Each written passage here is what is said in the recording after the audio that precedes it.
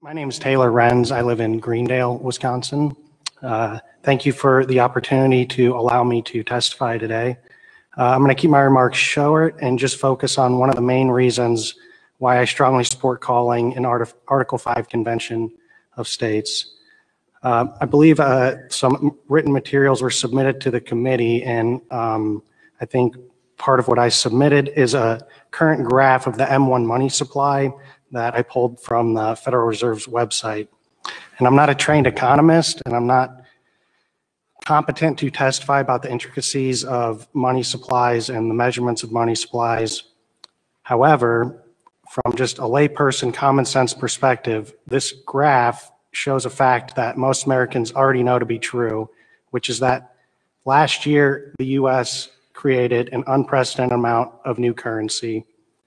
And the reason most Americans know that so much new currency was created is because nobody's complaining about a drastic increase in federal tax obligations, even though the federal government passed round after round of multi-trillion-dollar stimulus bills. As you all know, state governments must finance their spending in one of three ways: by raising tax revenues, borrowing money, or getting grants from the federal government.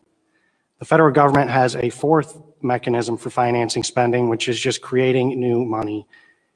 And the federal government has always had the federal government's ability to finance large amounts of government spending by creating new money instead of by raising taxes or borrowing gives it a distinct fiscal advantage over the states.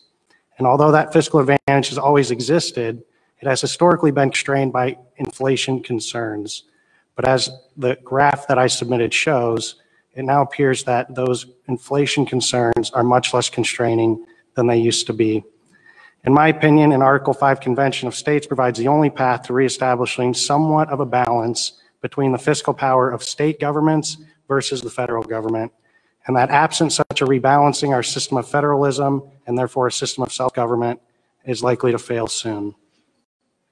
Thank you again for your time, and I hope you will vote in favor of AJR 9. Thank you.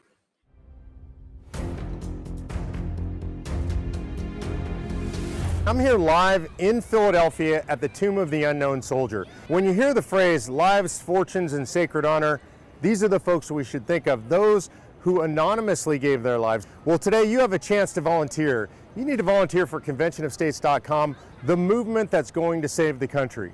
These folks are willing to step up and give everything. We need you to give just a little bit. Go to conventionofstates.com and volunteer today.